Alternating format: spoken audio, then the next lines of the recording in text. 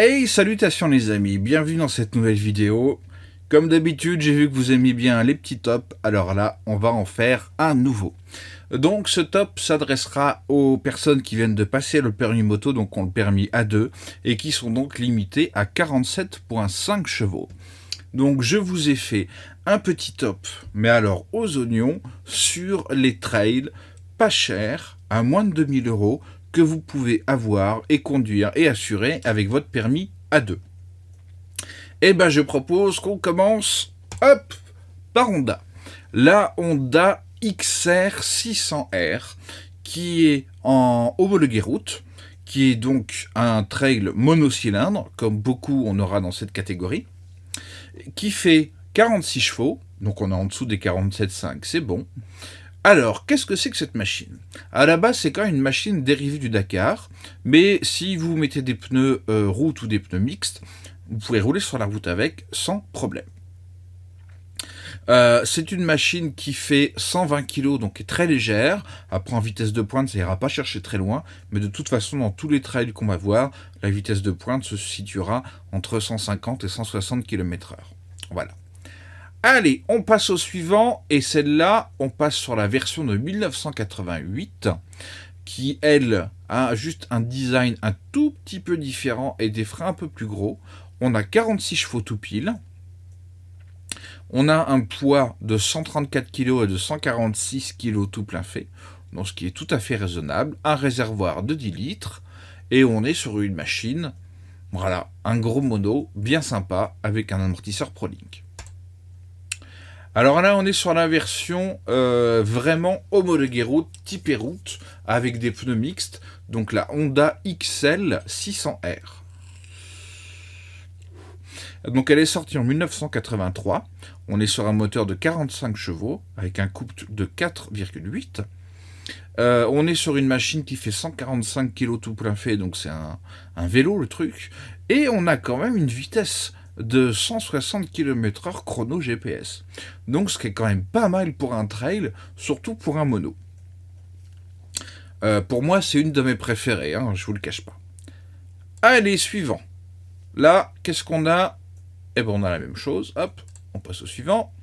On passe chez Kawasaki. Alors après, la tronche, on aime, on n'aime pas. On était au début des années 90, ils essayaient de faire quelque chose d'un petit peu plus moderne. Voilà. C'est, comme on dit, c'est un design clivant. Donc on aime vraiment ou on n'aime pas du tout.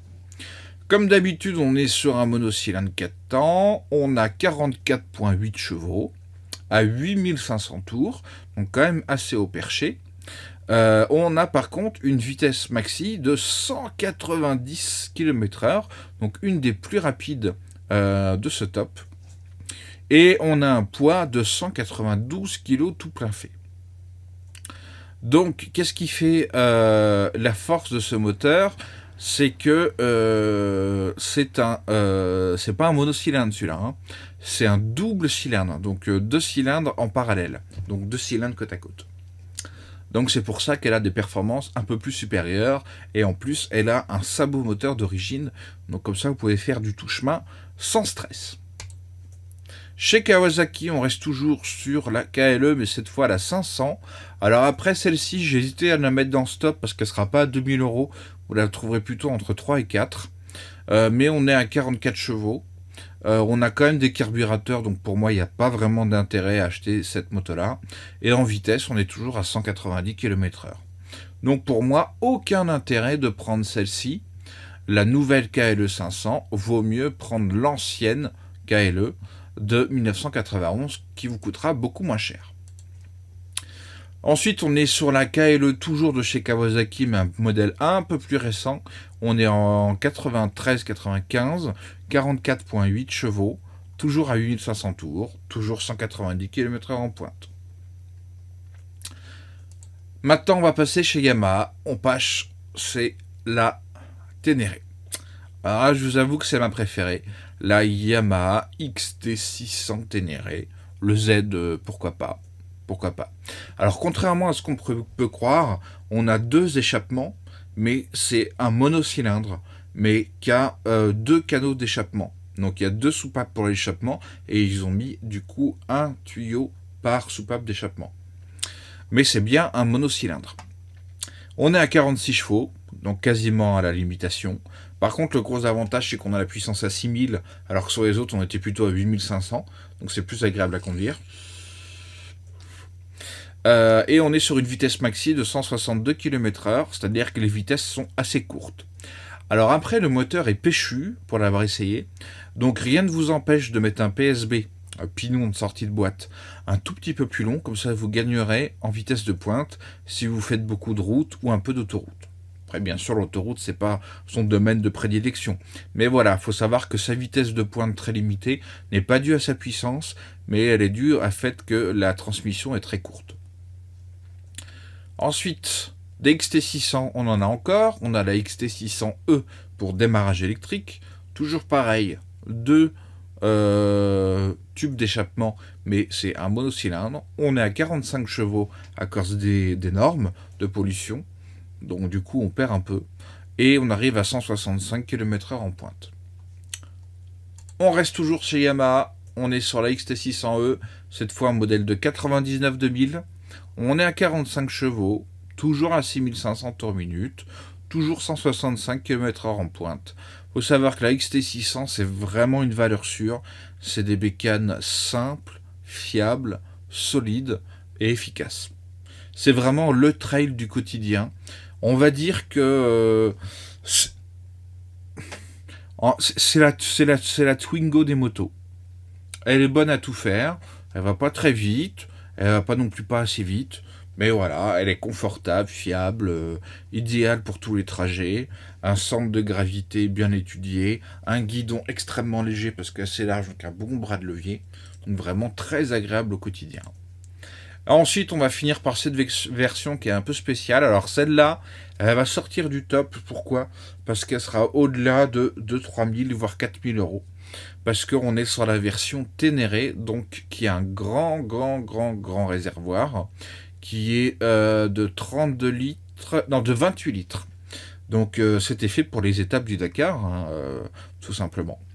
Au niveau du moteur, on reste sur la même chose, un seul cylindre, 4 temps, 46 chevaux, à 6000, donc assez bas, une moto assez légère, tout plein fait 160 kg, et on est sur une vitesse de 160 km/h en pointe. Voilà. Après, il faut savoir que le réservoir, il est très grand, il fait 28, vous n'êtes pas obligé de le remplir à fond, bien évidemment.